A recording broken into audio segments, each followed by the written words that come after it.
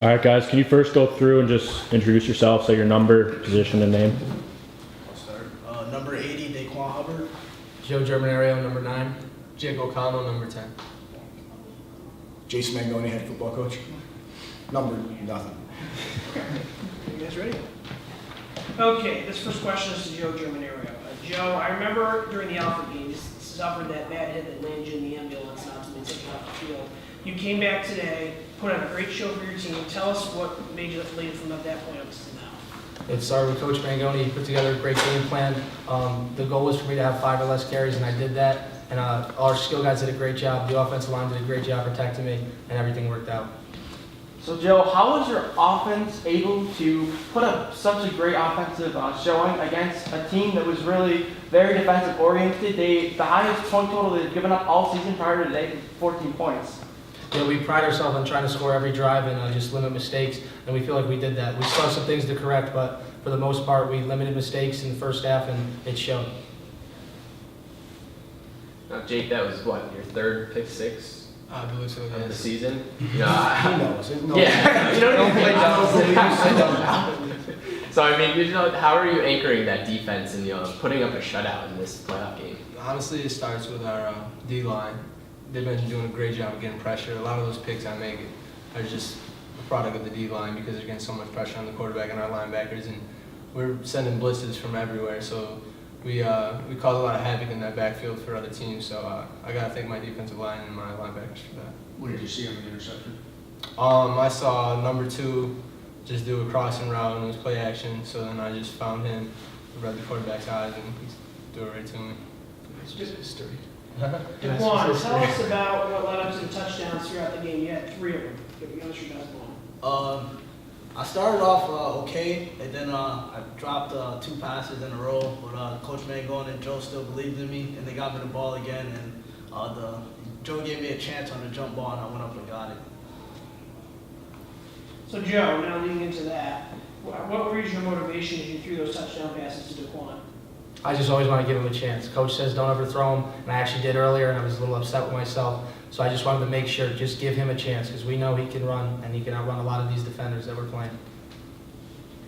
Now, Joe, tell me a little bit about your offensive line. Obviously, they've been great all year. And, I mean, even on some of those plays where you just had to throw it away, it seems like you had a boatload of time. What's that like as a quarterback, having that, in your back pocket? I mean, it's great. I was a little banged up coming to the game, and just knowing that those guys have your back and you have all the time in the world back there, it makes things a whole lot easier. It helps with the skill guys that we have outside, and obviously our offensive line just giving me all the time in the world. So Coach, talk about your rushing attack today. Previously, the coach for Plymouth just said their defense prided themselves on stopping the run. Had a slow first half, but in the second half, your rushing attack really exploded. Talk about that. Yeah, first tip our hats to Plymouth. I mean, obviously 9-2 is a phenomenal record, and I hope those guys have safe travels back. But the way they play their defense, they run basically a college 4-3. And they want to put at least 7 guys in the box. Well, our base formation, we have guaranteed 6 blockers. Sometimes we ask Joe to account for the 7th, basically on a read or whatnot. So they were low in the box, which opened up our pass game. And then as our pass game evolved, now they have to put more guys in coverage, which then opened up the run game. So I think we're a fairly balanced attack. When you have to face our rush defense throughout camp, you have to learn how to run the ball against tough guys. And so it's like we preach all the time, we want to have a tough battle Monday through Friday, so that Saturday, not necessarily easier by no means, but we're prepared, and I think that showed today. I know the game got out of hand, but was there a turning point you can point to in that first half that you knew the team was going to turn your way? I think when Hubbard finally figured out he had hands. And again, Joe had a little bit of time off, right? He missed all last week, so you can never simulate game reps, and just to get out there and kind of get in the flow of it a little bit, and knowing, again, as a guy that's called offense my whole life, now having a defense that we don't ever just assume they're going to shut people out, but it's very reassuring when you know that if you don't score, you're probably going to get the ball back in about 1.5 minutes. So we don't have to press. And I think when Hub had that one drag catch and he took for a touchdown around midfield, that's when I felt we were in pretty good hands at that point. And I know you don't expect a result like this in a playoff game especially, but especially a team that's making their first trip to the NCAAs in quite a few years. So what does that say about this team? Yeah, it's what I've been preaching all year. We are so self-directed in the sense of our players. There's been zero coaching off the field by our coaches in the sense that we have to kind of keep them grounded. If anything, they're the most grounded team ever, which is a surprise considering the success that we've had. Usually you get caught looking ahead, and those teams are often found looking back going, what happened, right? We don't have to worry about that. These guys just one play at a time, one day at a time, 1 week at a time. And I think we've done a pretty good job of that all season.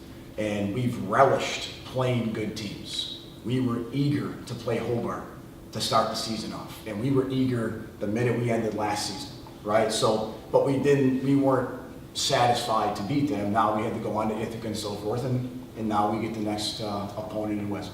It was a familiar opponent. Yeah, I've played them a lot. These guys haven't, but I've been there a few times, and they've been here a few times. So Familiar opponent. So what's this week look like for you guys? yeah, I mean, obviously it starts with getting the film tonight or tomorrow for us as a staff, and then formulating the beginnings of our game plan for these guys on Monday. Wesley teams are well coached. Coach Strauss does a phenomenal job. They're athletes and they're tough, right? And I know those are kind of generals, but they are always going to play hard, and they always have athletes. So we've got to obviously exceed the intensity when the game begins, and we've got to have a great sense of focus. Jake, was that defensive stand on the turnover? At that point, you're pitching turnover, or pitching shutout at that point. Was that the key point for you? Wait, When you stop them on downs after the turnover? oh, yeah. Our defense just has fun, man. We were so confident, and we play hard. We're so physical. We knew we were going to be more physical than this team, and just making sure we're getting our offense back on the field because they score points is our main key. So yeah. Now, Coach, tell me a little bit about how you keep the team to keep the pedal down. I mean, you're up 38-0 and berating some of the refs before halftime. How do you keep your team energized and make it so that they're still putting in 100% effort even though you're up? Nothing. They do it themselves. I think, like I said before, I don't even want to sound cliche-ish, but they're self-directed. They don't. I am the most calm pre-game speech guy in the world on purpose for reasons because of how. I don't ever get amped up before the game. I'm very blah before the game, which is opposite of what most football coaches are because we don't have to. We have guys that are focused. They want to go out and play hard, and I think their goals are to obviously score as many points as we can and pitch that shutout. That's our goal. But they are so self-directed, I don't have to do any of that stuff. With the blowout, based on the sideline reaction, kind of nice to see some of those extras get rewarded. Yeah, and again, first thing we talked about last week at the Beaton St. Lawrence was our guys returning, thanking the guys that didn't have a chance to travel. That was our immediate focus, right? Because they deserved to be there with us to celebrate a 10-0 season. And we wish the guys that were unable to dress for us today could experience that same gratification because they are just as important, that 59 through 100, as any of these guys sitting right here. So to have a few of the guys that were actually dressed today that normally don't get in the end zone or get a chance to play, I think when you saw Hogan get in the end zone, the whole sideline erupted, and you know what? They could have thrown a sideline penalty, and I would have been happy to take that 15-yard penalty because of what it meant to Hogan and what it means to these guys because of what Hogan does for us in practice. So in terms of passing and rushing, this is a pretty even game that way. What does that say to you? What does that say to you about the tools that you have at your disposal? It just shows that the guys that we have are just great. Jerry, Tyree, JoJo, and Hub to my right here.